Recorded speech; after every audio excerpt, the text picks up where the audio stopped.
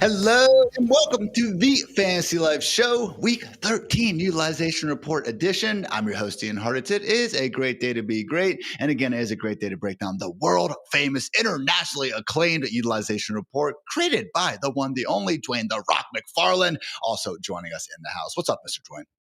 What is up, Ian? Are you ready for some Thanksgiving food? I saw you working on your list of your favorites. Do you want to share like one of your top three? So Freeman and I are going to be breaking down the whole thing on the Thursday edition of this show, so I'm not going to give away the whole thing. But I will say, dead last is turkey, Dwain. I don't need a dry, inferior bird taking over just because of tradition. What are we doing here? That's why you fry the turkey, Ian, and then it's great. And you inject it with Cajun juices. Then you would love turkey. That would change your perspective, but I'm with you. Just a dry turkey, overcooked by, your great grandma, not ideal. Dude, it just takes like all day to do. I can go make steaks in 30 minutes and they're going to be superior, Yeah. 30 minutes, man. What do you do? Burn your steaks? Like 15 minutes. I just mean the prep time. My God. Yeah. Not on the grill. Like, come on, maybe put a little bit of, Contuso's cut like, seasoning. But do you actually do the Cajun thing that you were mentioning for your turkey? That sounds delicious. Wow. Yeah. We have a fryer that we bought, and it's a smaller one. We don't have one for like a huge turkey. I have friends that do really big ones, but we've got one that I can just put it on the counter. Like I fill it with the oil, and then I drop it in this basket. Takes I don't know, about 40 minutes, something like that. I can't remember for sure, but yeah. And then you just have this thing and you inject it, and it's like you're injecting it with roids. The turkey just starts swelling up. It's pretty awesome. Must be what Travis Kelce used for this season. But I will say, guys, we were kind of talking in the Fantasy Life chat about just different kind of Thanksgiving items. And Emily Stone, shout out, she actually has a tofu turkey called a tofurkey, which I thought was very interesting. Absolutely disgusting. Don't get me wrong, but I did appreciate that, a tofurkey does in fact exist. So also existing at Fantasy Life is a pretty cool sale, guys. You can get 40% off Fantasy Life Plus this Black Friday weekend. That's 40% off for 12 full months of fantasy football domination. Again, not trying to just give you a little sale for the rest of this season. 40% off for 12 full months. That'll cover you for the rest of this year, all through draft season. And guess what? Through most of next season as well. So if you use code BF40, again, you'll get that 40% off. One of the best deals we'll be offering all year. The deal will end on November 30th. So with that in mind, though, let's get into the show. It's time for our DraftKings opening lines.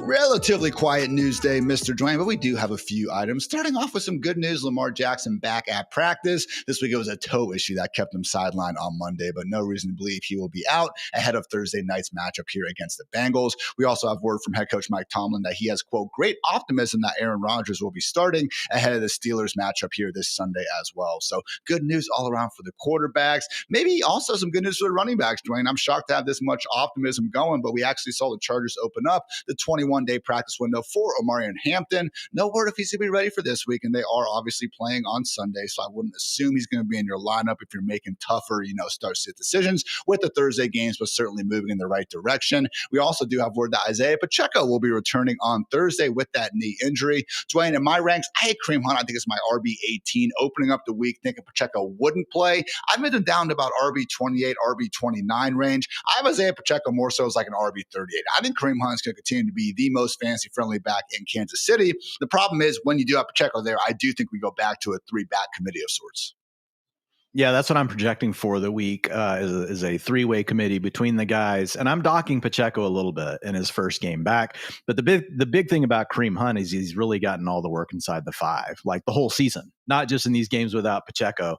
So to your point, being the most friendly back, yes, the guy that can score the touchdowns, because we know, the Chiefs like to toss the ball around anyway. Ian, I will say right now, not more of their touchdowns, but more of their touchdowns than what you would think are coming on the ground than via the air. So that's good for Kareem Hunt. I will say with Kareem Hunt too. I mean, this year, guys, on 3rd and 4th down with 3 or fewer yards to go, he's 23 for 28 on actually picking up the first down there. So maybe not quite tush push level efficiency. Pretty much the next best thing though. Over in the wide receiver streets, good news for Cowboys wide receiver George Pickens popped up with that knee and calf issue on the estimated injury report. He did practice in a limited fashion on Tuesday. No real concern here for Thursday. We'll see what the official status is though. Say on Wednesday. Also, know Ravens wide receiver Rashad Bateman seems to be back in action. He did practice in full, coming back from that ankle injury. And also, Dwayne, the NFL messed up. They let Josh Allen get speed demon Brandon Cooks. Oh my gosh, man. How did this happen? Yeah, man. Brandon Cooks, he's going to fit right in with that 11% targets per route run over the last 3 years, because that's probably actually more than what he's going to get in Buffalo with his 5% route participation as they continue to rotate 37 different players at wide receiver. Ian, we should go to a Buffalo game and just start yelling to the coaching staff and ask if we can get one rep. Come on, man. They got a good rotation going. I'm just imagining being at a Bills tailgate, having some beers, enjoying ourselves and talking football with someone. And Dwayne's like, oh yeah, he's a great wide receiver. How's that 9% target share treating you over the past, 6 weeks, whatever. And you're not wrong in fantasy. I know it's predictive, but it always does crack me up when that tends to be the go-to for summing up a player. But, it is a pretty good one. Finally, note that Panthers safety Trayvon Moehrig has been suspended for punching Juwan Jennings in the nuts. Don't do that, ladies and mostly gentlemen. So with that, guys, that does wrap up our DraftKings opening lines. Let's get into the utilization report.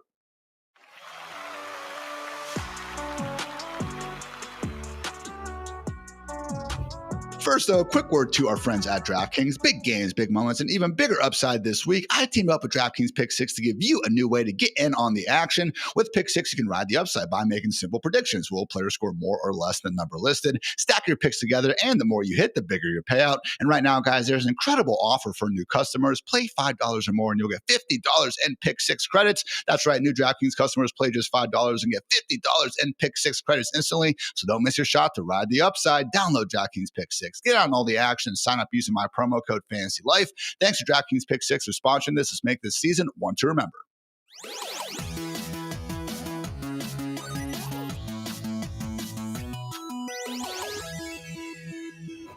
It's Utilization Report Tuesday here on the Fantasy Live Show, presented by the fine folks at DraftKings, coming at you with all the relevant usage nuggets to help you get those fantasy lineups and minds right ahead of Week 13. Starting off, Dwayne, with a little Thanksgiving special. Just want to point out that, George Pickens absolutely balling in Dallas, making himself a heck of a lot of money, I'm assuming, by this time next year. And generally looking like, dare I say, the number one wide receiver for the Cowboys right now, Dwayne?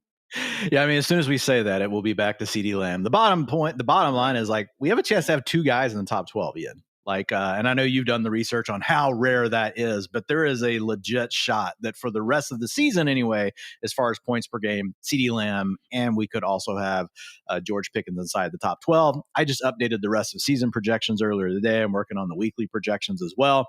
And yes, Pickens did move neck and neck with Lamb. So whichever one you want to call the wide receiver 1 versus the wide receiver 2, I just think they're both wide receiver 1As, and they just happen to play on the same team. We don't have to designate a B to either one of those guys. But man, for Pickens, Ian, think about life in general. Sometimes you just need a change of scenery, man. And it has really unlocked some massive upside here for Pickens. And if you look at what he's doing with Dallas, his catchable targets are up 25%. So catchable targets per game. That's one of the biggest things that's changed for him. And then we've talked about it all season long. It's his usage in the green zone and the red zone. The guy is second in the NFL in end zone targets behind only Devontae Adams. He has 1.4 per game. That's a 100% increase over what he had last year. So went from an offense that was slower, was not, super prolific, to now lands here playing with Dak. And man, the thing that's just really impressed me the most, Ian, about what we have with Pickens is just how he just can attack every single area of the field. And I just remember those years in Pittsburgh where occasionally, they would unleash him kind of in that way, but for the most part, they would just pin him to the boundary, make him work down the field, running out routes, comebacks. What the Cowboys have done, letting him run these slants, these crossers, and then the deep ball, where you jump up and just moss two eagles. And then, you got that great picture going around the internet of him standing there in Blankenship and the other guy just laying at his feet like a god. Like he can do it all, man. And what he's doing after the catch, like his run after the catch stuff this year is just, he's always been like a physical guy, but man, just weaving and winding through people, like accelerating past, like he has everything, man. So yeah, Pickens, top 12 wide receiver along with Lamb. Absurdly competitive after the catch. Love that call out. And yeah, guys, this would be just the 14th instance in the last 11 years of one offense enabling multiple top 12 wide receivers. So last year, Jamar Chase and T. Higgins got there. Nobody did in 2023. Tyreek Hill and Jalen Waddle in 2022. Again, the kind of last times that we have seen one offense pull this off. So feeling good, man. It's a situation where Freeman Dwayne actually went out of his way to rank Pickens ahead of CeeDee Lamb in our Week 13 ranks, which you guys can find at fantasylife.com. I didn't quite have the balls to go that far yet, but man, another week or two of this domination by Pickens, certainly going to be a case to be made there. Moving right along, I will say the one wide receiver who has been outperforming Pickens, and every other wide receiver alive for the last 2 weeks, Cardinals wide receiver one, maybe we can say Michael Wilson at this point, guys. Correct, no Maserati Marv in the lineup these past 2 games, but I don't know, Dwayne, we have not seen Marv put up these sort of numbers that Michael Wilson has. We've barely seen any wide receiver do it, to be fair, okay? So independent of what you think about Marv, Michael Wilson, 33 targets, 303 receiving yards over these last 2 weeks. So I ask you the question, Dwayne, real or fugazi? Yeah, man. And I had to really think about this one. I watched all the film. Like I was digging into all sorts of data around this because like the breakout, even though it's only 2 games, it's a small sample. It's been very intense, man. I mean, 27.7 fantasy points per game over this 2-game stretch. He has a 96 utilization score. You guys all know that's on a scale of 0 to 100. You also know it's harder on the wide receivers because 85 is a really good grade. 96 is like absolutely insane. 16 targets per game over that span. 186 air yards per game over that span as well. So on the one hand, you have this really, intense breakout from Wilson. On the other hand, it's a small sample, number one. And then number two, like up until now, Ian, like we've gotten nothing from Michael Wilson. Absolutely nothing. Now, Jacoby Brissett obviously is unlocking the Cardinals offense, but still you would hope you would have seen something from a guy like Wilson. Basically we've had him in the league for 2.5 years before this happened. All right. So up until now, his best PPR season was 7.6 fantasy points per game, he had averaged 7.6 fantasy points per game over the first 2.5 years, 4.5 targets per game, a 13.7% target share, a 14% targets per route run, like a 1.07 yards per route run. So it's 50 air yards per game. Like I was digging. I'm like, man, was there anything telling us this could potentially happen? And the answer is just absolutely no. Like he had not done anything over his first 2 years. So I will say this though.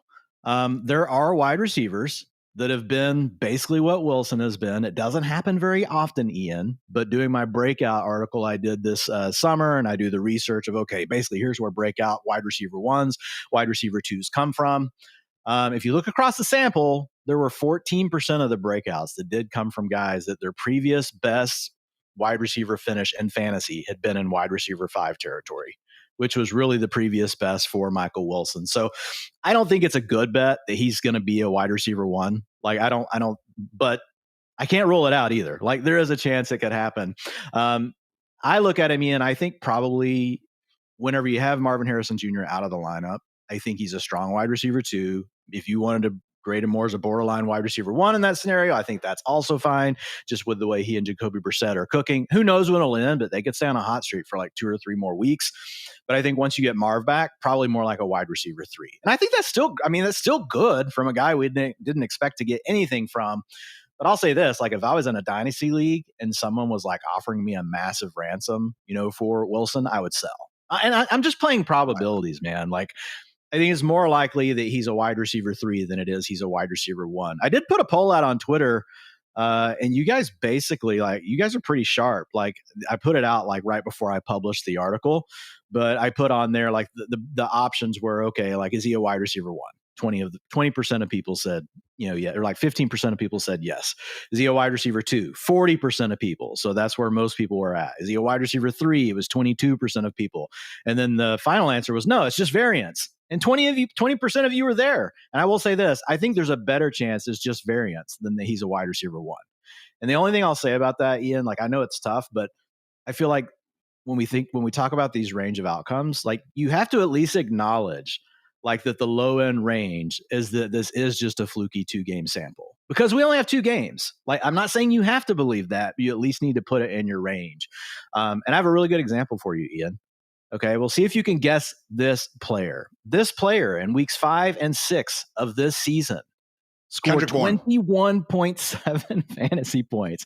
Come on, man. Let me finish. 91 utilization score. Somebody already looked at the article. You are correct. It is Kendrick Bourne. From week 7 to 11, he went down to 4.8 fantasy points per game with a 27 utilization score. What happened? Juwan Jennings came back. George Kittle came back. Ricky Pearsall came back. So I'm not saying that to say that Michael Wilson is Kendrick Bourne. I'm just saying, guys, we get crazy breakout 2-week performances way more than what you think. And our tendency is just to latch on to that 2 games and be like, oh my God, this is what this player is going to be the rest of the year. And very often it's just not the case, man.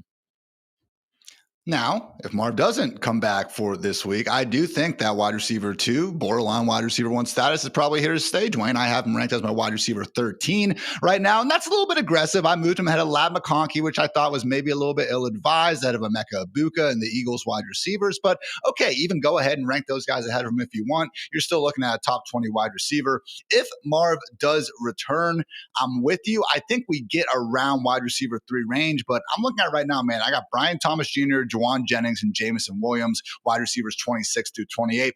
I kind of think that's about where I settle with Michael Wilson. And I'll tell you what, Dwayne, I'm putting Marvin Harrison Jr. behind him.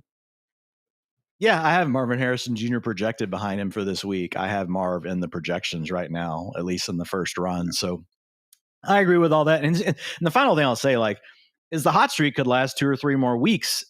Right? I mean, he could just stay on a heater and then fall off. Like, we don't know when these things end. Basically, we're all just riding the Jacoby Brissett magic carpet ride, man. Like, we're all just along for the ride. Like, he's taking everyone with him, pushing the ball down the field, averaging over 300 yards passing per game. And as long as Jacoby keeps doing his thing, and he obviously trusts this guy. And when they asked, Gannon about it, it was kind of funny because he was just like, oh, you mean keep throwing to the guys making plays for us? Yeah, we'll probably do that. And it's just good to see, I think, that Michael Wilson does have this in this range of outcomes. Is it going to keep happening forever? Probably not. Definitely not. But hey, another couple of weeks, who could say? So, guys, good stuff. More utilization takeaways coming up first. So I did want to, again, say that new DraftKings customers, if you do play $5, you can get $50 in Pick 6 credits instantly. Don't miss your shot to ride the upside. Download DraftKings Pick 6, get on all the action, and sign up using my promo code FANTASYLIFE.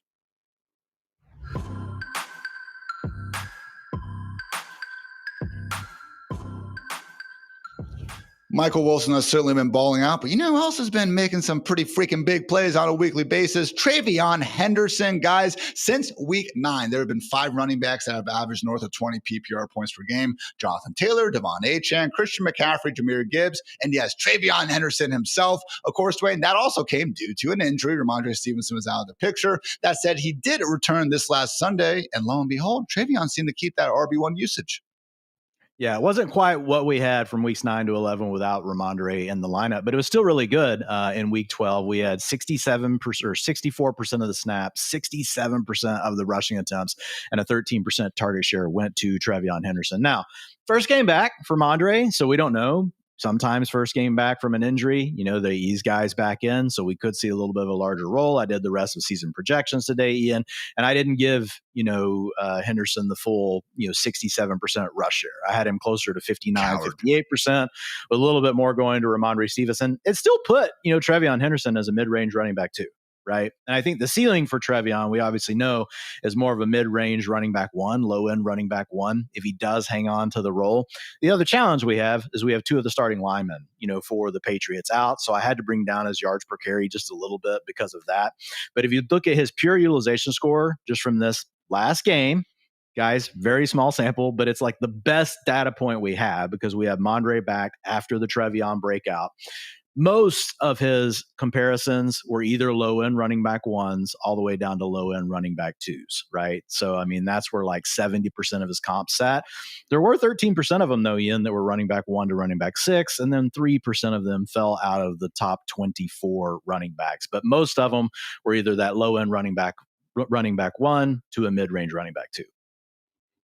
And I will say, I wonder if just some of Ramondre's, I guess, inefficiency that he's displayed in his last handful of starts could play a role in that role not really increasing for him, okay? Because it was his first game back from injury and everything. But seriously, guys, you look at Ramondre's last 5 games, even before getting injured, like he had the one good game against the Titans. Okay, congratulations. Do you want a parade? In those other 4 games, he's averaged under 2.5 yards per carry, man. It has been painful. It was not painful at the beginning of the year. Ramondre was doing good things. Second half, though, of that season for him, it really has not been as kind. And I also will say, as much as Travion kind of gets his scat back, sort of, I guess, bias towards him. I don't know. People believe like he can't run between the tackles. So far, Dwayne, when they have been these short yardage, like be your own blocker sort of situations, it's been Travion that's actually been much better. He's converted 6 of his 7 carries on 3rd or 4th down with 3 yards or fewer to go. Meanwhile, Ramondre Stevenson, 2 for 7 in those situations. That is the worst mark among any running back or tight end, because I had to check out the tush push stuff, in the entire NFL with at least 7 carries. So it is one of those things where, yes, we need to acknowledge it's the Patriots. They could get Ramondre more involved now that he's settled back in and everything. But just at this point in the year, Dwayne, like the numbers are saying Travion Henderson is the better running back. And just the fact that Travion was still starting last week and there was such a big difference in the touches, I actually am pretty confident that Travion will be able to keep at least, an RB2 worthy role, as you were kind of saying. Yeah, I mean, that's where I've got him right now. Hopefully, guys, he will be a running back 1. We just have to have a little bit of caution with it. We do have a really good schedule coming up, Ian. You get the Giants, a 7.7 fantasy point boost per game to opposing running back rooms. You get the bye week, but then you get the Bills, another positive matchup. Then you get the Ravens, a slightly positive matchup. And then you get the Jets, which are now a neutral matchup since the loss of Quinnen Williams. So the schedule is there. We need the offensive line to get healthy. Probably we're going to be without the starting guard, Okay. man. Sorry. I'm thinking of Jared Wilson. He's week to week. So he's not on IR. Maybe we get him back in a couple weeks, but Will Campbell, he's going to be out for at least 4 games, the starting left tackle. Still a great schedule stretch for the Patriots coming up. Can't say the same about the Bears. However, Kyle Monangai does seem to be the new RB1 in town. 1 week sample, but after that DeAndre Swift fumble, Dwayne, sure did seem like Kyle Monangai was the running back, y'all, for the Bears the rest of the way. Yeah, we saw the fumble from Swift on the 4th drive of the game, and here are the snaps from Monangai before and after the fumble by DeAndre Swift. Snaps went from 39% to 63%. Attempts went from 33 to 69%, and routes went from 44 to 50%. Yes, it is very nice, Ian. But when you look at Swift versus Monangai in the advanced data, man, they're close. Like, I mean, Swift's got a 70.4 PFF rush grade. Monangai 74. Yards per attempt, 4.6 for Swift, 4.7 for Monangai. Yards after contact, really close between them. Swift's been the more explosive back. 14.8% of his carries have gone for 10-plus yards versus 10% for Monangai. Missed tackles for Swift's been better than Monangai. Targets per route run, much better for Swift. 18% versus 9%. Yards per route run as well. So I think there's a few scenarios here, Ian, and we don't know for sure what's going to happen. One is this is the excuse that Ben Johnson's been waiting for, to just make Kyle Monangai his lead back. If that does happen, I think Swift still keeps the passing down role. I think that would make, if Monangai becomes that lead back, I think he moves into low-end running back 2 territory. Obviously, that would not be good for Swift. He would fall towards RB4 territory. Or we could actually see more of like just a tightening, which is what I've done in the projections. This is the approach I've done. I've just gotten it a little closer than what it had been. And we had seen Monangai. Like, I think the positive for Monangai is the fact that he had already expanded his role before this. And then so now this could be another opportunity to ratchet it up a little bit more. But in that scenario, like, probably have Monangai take the stuff inside the 5. The touches are probably, like, the rushing attempts are probably decided by game script. Like, you'll probably have some games where it's Swift leading the way, some games Monangai, but more like a 45, 55 kind of thing. And I think that Swift's going to keep the passing down work no matter what. We even saw that in this last game. He kept the 2-minute offense for the most part after that fumble. So I think there's a wide range of outcomes here, man. Like, I think it could be anything from it just goes back to what it was to, a closer split, or it could be Monangai taking over. Like I said, I'm grading it more as just a closer split between the 2 guys.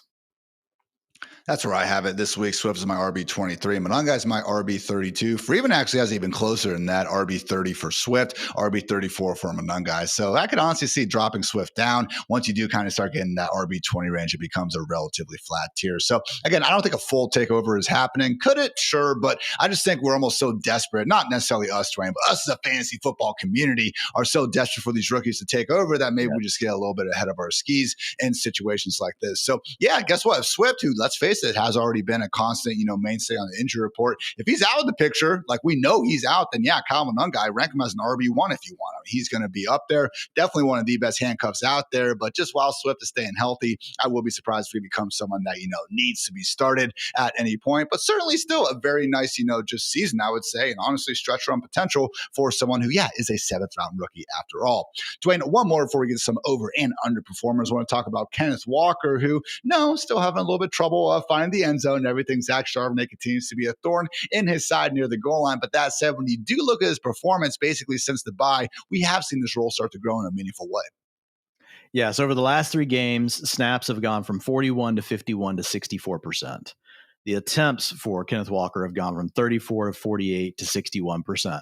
All that means is next week, Kenneth Walker's going to have a 20% snap share. Like, that's all that really means. But no, like when we have a trend like this, we have to pay attention. So I have moved Kenneth Walker into the lead role. It's not like I've erased Zach Charbonnet from the rest of season projections, but I have given more of the work to Kenneth Walker.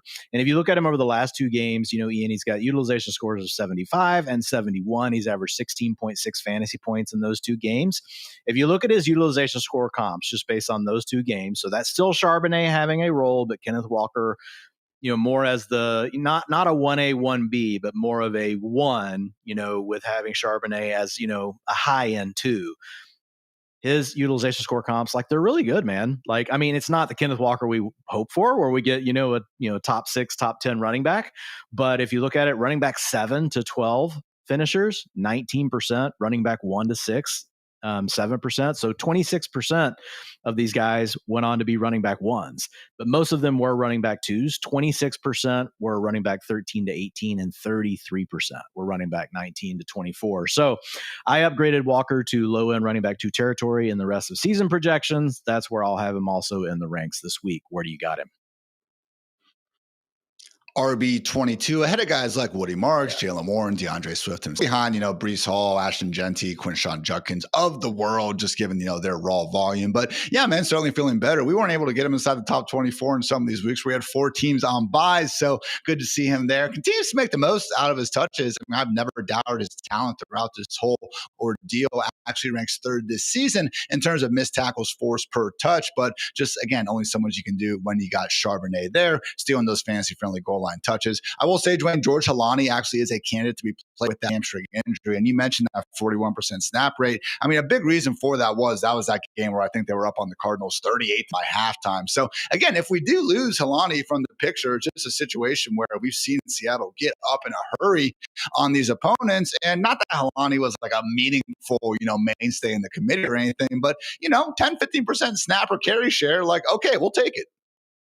Yeah, for sure. If we can have a 2-way split instead of a 3-way split, and even though that third guy doesn't have any fantasy value and people are like, oh, why are you guys talking about him? Well, it's more the impact that it has on the other 2 guys. We get the same thing in Jacksonville, right? If we could just have it be Tootin plus what we're getting with ETN as the lead back versus having LaQuinn Allen come in and take 10 to 15% of the snaps, that would actually get all you Bajal Tootin freaks pretty excited, because you might actually have something that might be able to be in your fantasy lineup. So yeah, we like it whenever we're down to a 2-way backfield instead of being in a 1 running back situation. So we now have some over and under performers to talk about with you guys. So let's jump into some of those here. And we will start with Mr. Saquon Barkley. And he is a candidate for positive regression. He has a 92 utilization score, guys, over the last 4 games. I know the fantasy points have not been great, but really getting used more in the receiving game, even though they are giving a little bit of his workload on the ground away to Tank Bigsby, as well as Will Shipley getting a little bit of that. So he's averaging 17.2 fantasy points over these last 4 games. His utilization score comps, 19.1 fantasy points per game. I know you guys are probably rolling your eyes. You're like, hey, man, we've been waiting on the Saquon breakout all season long. Not guaranteeing that it's going to happen here, but it is really good that he's getting used more in the passing game. Basically, he's been taking over these targets for Dallas Goedert, and that's kind of the way that they've found a kind of a crack to get Saquon some more opportunities here. But if you look at his rest of season range of outcomes based on his utilization score, 72% of them were top 6 running backs. I've got him at running back 8 in my rest of season projections.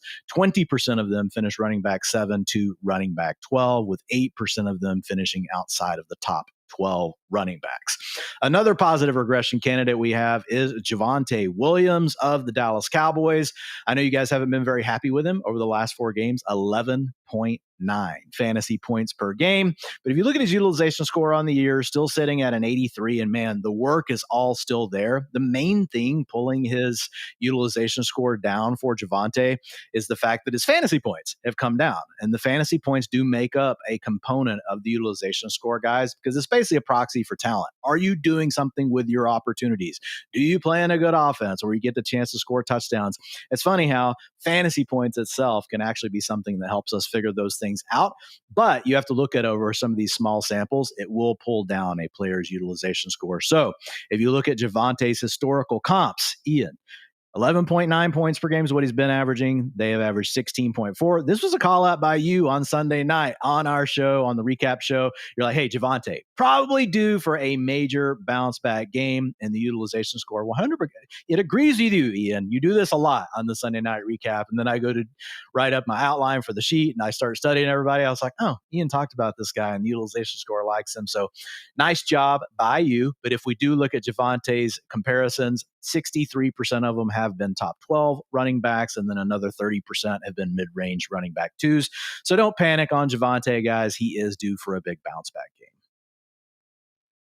Broke clock, as they say, Dwain. But yeah, man, he had 9 touchdowns on his first 148 touches to start this year. Unfortunately, 61 consecutive scoreless ever since. So the man is due. Hopefully we start getting those scores coming sooner rather than later. Did want to talk about a couple of overperformers, though, Dwain. Kyren Williams, who, by the way, everyone, cousin of Jameson Williams. Yeah, he's scoring a lot of touchdowns, but whether it's Devontae Adams or Blake Corum easing in, you could make the argument that, yeah, the RB11 on the season, overperforming just a tad.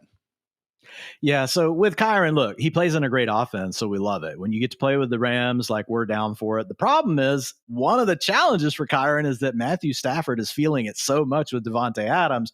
We're not getting as many of these plays down inside the 10 or inside the 5 going to the running backs. We're still throwing the ball because no one can cover Devontae Adams on a basic fade route. The guy seems to be open every time, and Stafford puts it right on him. But whenever we look at Kyren, a 78 utilization score for the season, but the other thing happening here is Blake Corum continues to get more work.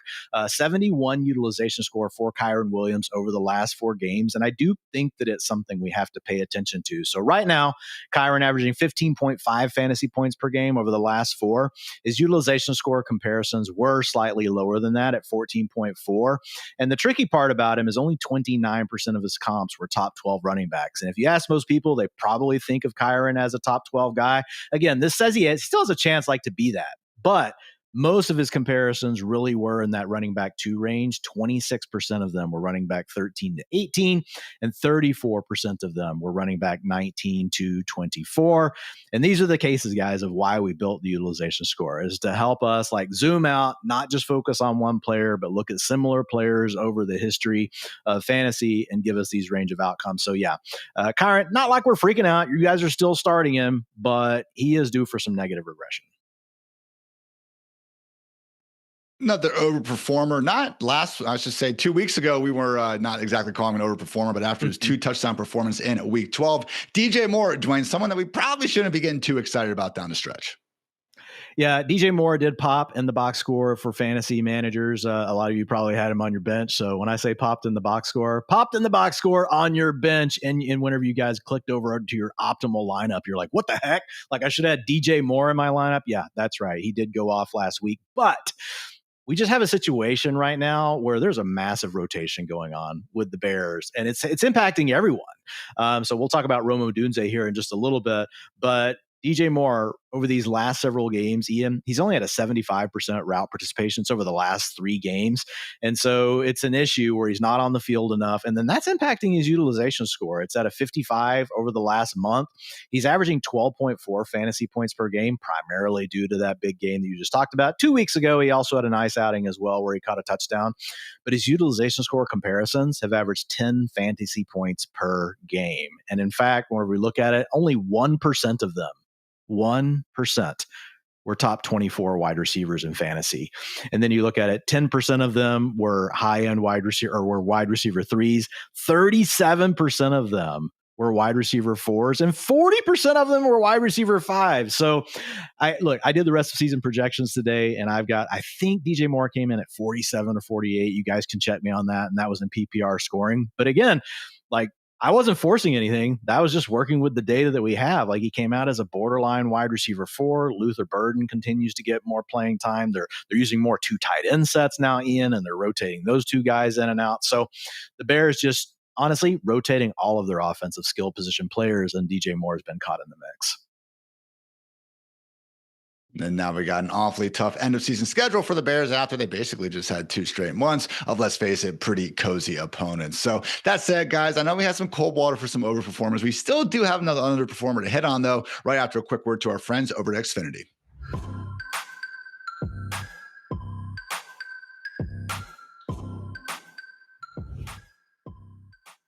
Guys, if you call yourselves a sports fan, you got to have Xfinity. All the games all in one place. Here is what you get when you watch sports with Xfinity. We have the Sports Zone, which features every pro football game and over 1,000 college games, highlights and alerts all in one place. The Multi-View, which lets you be up to 4 stadiums at once. Gotta love living in the year 2025. There's also the Xfinity Fan View, live scores, odds, and stats all in one place, personalized to you, all in enhanced 4K. Simply stunning viewing experience. To check it all out, just use your voice remote and say football. Imagine all your football all in one place. Easy. Xfinity, imagine that. Learn more at Xfinity.com. No restrictions apply. New residential customers only. Taxes and fees are extra and subject to change.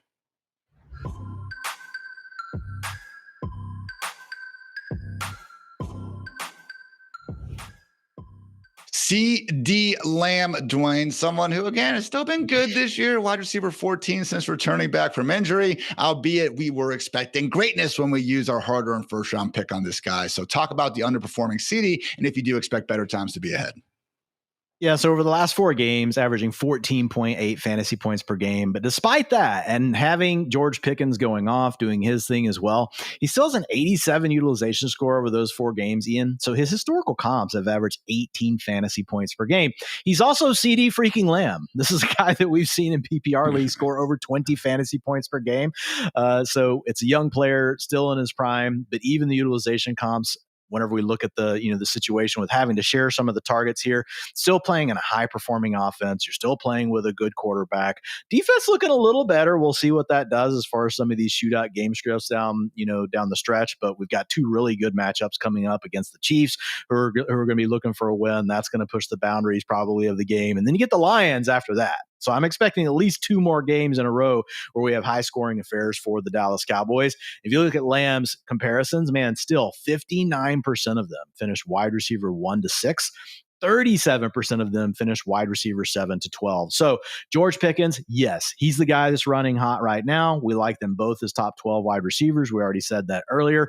We'll not be surprised at all, though, Ian, if we see these guys just kind of flip-flopping back and forth. And we're just basically like, look, guys, you have them, you start them, but don't be worried about Lamb is my main thing I'm saying here. Like, the stuff has still been there. Drops are not sticky, especially for a guy like him. Look, I get it, guys. It's frustrated me. I sent a text to my dad during the game saying, Lamb's on the Philly payroll, So, I mean, I was just as upset as you guys, losing the fantasy points. But at the same time, we know that's not something that's historically been an issue for Lamb. So I would expect those things to smooth out. And man, 2 of those drops would have been touchdowns in the last 2 games. That alone changes this 14.8 fantasy points over this last 4 weeks and makes it look a lot better. 6 of those 8 drops against the Eagles. And I can confirm the Cowboys are not playing the Eagles, at least for the rest of this fantasy season. So good news there. It is 8 on the season, which, yes, is tied for the league high. But Dwain, you know who also is tied for the league high with 8 drops? Devontae Adams. And guess what? We don't care because he catches plenty of touchdowns to make up for him. Exactly. And that's all we need. We just need Lamb to catch the touchdowns and hang on to the ball. And that's going to happen, guys. Guys, more utilization report overperformers and underperformers on the way. First, though, one quick word to our friends over at Mike's Hard Lemonade.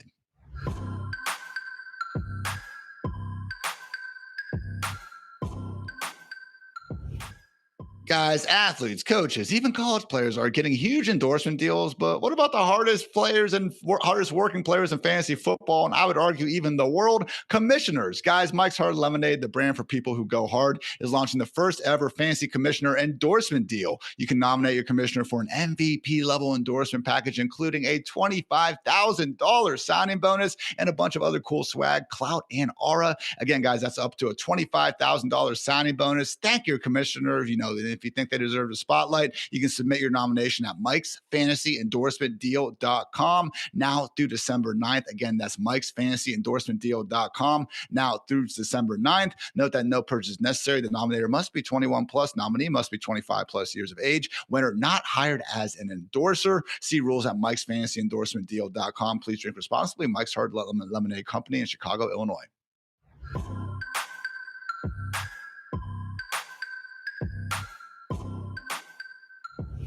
We got some utilization report movers. Dwain, starting off with Mr. Tyrone Tracy, someone who seemed like a bust of a waiver wire pickup a few short weeks ago, but life comes at you fast in fantasy land, all of a sudden moving up our ranks. Yeah, funny how that works, isn't it? You get the one bad performance, everyone freaks out. Now we kind of let things settle in. We've had 4 games without Cam Scatterbo, and Tracy's averaging 14 and a half rushing attempts, 13 and a half targets. He has a 68 utilization score with 12.2 fantasy points across that contest. And these last 2 weeks have really been his best 2 weeks, Ian. He's given you over 16 fantasy points in each of those games and PPR formats. So feeling pretty good about him. 71% snap share and 72% route participation last week. Those were both season highs. So if you look at Tracy's historical utilization score comps, they've averaged 13.1 fantasy points.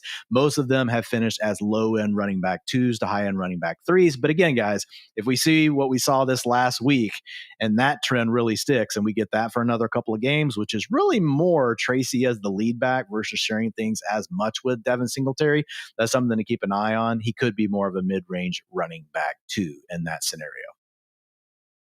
And Dwain, this was a horrible schedule, and it was one of those that we really knew was horrible as early as the schedule release day. And yeah, it's not getting exactly easier against the Patriots this week, and then we got the bye. But fantasy playoffs, Commanders, Vikings, and Raiders. Sign me up for that, man. Yeah, absolutely. And those are, and I mean, if you look at that, those are all games that they can be in. I mean, honestly, the Giants, man, some of the games the Giants have lost, like we won't even go down that road, but they've had some leads against some really good teams, but those are all games that they should be competitive in. The one other thing I'll say, man, is since Mike Kafka took over 2 weeks ago as the play caller, dude, they have a minus 13% drop back rate over expected. That's without Jackson Dart, man. That's with Jameis under center. So, I mean, they're feeding these running backs right now. And hey, whether it's Jackson or Jameis, we know they are certainly capable of putting up plenty of points, which we certainly appreciate for all parties involved. Let's talk about some Jalen Warren, Dwain, someone who, again, is playing great football, making the most out of his opportunities. I mentioned Kenneth Walker being 3rd in the NFL in tackles avoided per touch. Well, number 2 is Bijan Robinson, and number 1 is none other than Mr. Jalen Warren. So he's doing his thing, but the problem, at least for Jalen Warren fantasy managers, is that Kenneth Gainwell is also doing his thing. So talk about why Jalen Warren, Dwain, is someone trending down in terms of his utilization score. Yeah, we had that 4-week stretch where he had 80% of the rushing attempts, and it just really looked like they were turning the backfield over to Warren. Then he picked up the calf injury, Ian. And this is the same thing we saw early in the year. He was kind of starting to take over, and then he had that injury in practice during the week. He ended up missing that game, and then he had to ramp his way back up again. So I don't know. That could still happen for Warren over the rest of the season. To your point, he's playing really well. Like, he's doing his part. Like, you really can't ask Jalen Warren to do much more than what he is doing with the opportunities that he's been afforded. But Kenneth Gainwell, to your point, also continues to look good every time he gets on the field. And so the other part about Kenneth Gainwell, as good as Jalen Warren is as a receiver, he can really do everything, guys. Jalen Warren is like a do-it-all back. But when we look at Kenneth Gainwell, he ranks 2nd right now in targets per route run behind only Jahmyr Gibbs. Like he's one spot ahead of Christian McCaffrey out of all the guys with at least 150 routes. So they really like using him in the passing game. And the annoying part about it, Ian, is they will use Kenneth Gainwell when they get down inside the 5. They've done that several games. It's not a lock. It doesn't happen every time, but it's just enough of a thing with Arthur Smith where there's something he likes about Gainwell once they get down there in that green zone or inside the 5. So yeah, I didn't want to, because like Jaylen Warren's a guy that we've been talking about as a buy low for, I feel like, like a month. And then now this unfortunate kind of little series of events with the injury, and it's opened the door for Gainwell. So if you look at his comparisons from utilization score standpoint, they've still averaged 13.3 fantasy points, guys, which would be a low-end running back 2 in most fantasy years. 58% of them did manage to finish as low-end running back 2s or high-end running back 3s. So not saying Jaylen Warren's a guy you can't start, but he is a guy that just a few weeks ago we thought, man, might this guy be a high-end running back 2? And that can't be the case right now until we see them start to shift this role back if they do decide to do so. Does have a good enough matchup this week against those Buffalo Bills to hopefully make the most out of potentially more limited touches than usual. My RB24, Freeman's RB18 on the week. Dwain, let's talk about Christian Watson, a consensus top 30 wide receiver in our ranks right now. Has been a breath of fresh air in the Packers offense that, again, has needed his downfield presence, particularly with Matthew Golden now banged up. So another fairly good matchup, again, against the Lions' man-heavy defense that also is continuing to deal with plenty of injuries in that secondary. Talk about Christian Watson trending up in the utilization score. Yeah, man, his utilization score is up 9 points over the last 4 games. He's in a near full-time role now. Last week was his biggest role of the year, but over the last 3 games, getting rid of the first 2 games when he came back, he's got an 84% route participation rate. So like very quickly coming back from that ACL, which was in the final game, guys, of last year. So seeing how quickly he's done that, that's very impressive. But over these 3 games, he's got a utilization score of 68. His historical comparisons have averaged 12.3 fantasy points per game, Ian. And if you look at his historical comps, or he's averaged 12.3 fantasy points per game over that stretch, but his historical comps have averaged 13.1. 43% of them, were wide receiver 3s. That's what the majority of his comparisons were. So think like Alec Pierce, guys like that. That's really the range like that Watson's in. Like he can be more of a boom bust wide receiver 4, but I think he also has a chance to actually be more than that, Ian, just because like we've seen the Packers struggle with all of these other guys. Like I think there's a better chance that Christian Watson down the stretch for the Packers could be their wide receiver 1 than Alec Pierce being the wide receiver 1 for the Colts, when you still have to deal with Tyler Warren, still got to deal with Michael Pittman. Now, Romeo Doubs has been good, having a nice year, but the loss of Tucker Kraft really opens things up. Jaden Reed will be returning, practice window open. He could be back this week, but historically, a guy we know they don't let play a full-time role. And so that alone just means that there's going to be opportunities where Watson doesn't have to deal with a teammate really competing with him for targets, and Reed is honestly, Reed's probably the best other wide receiver on the team. And so if he's in a part-time role, that helps Watson.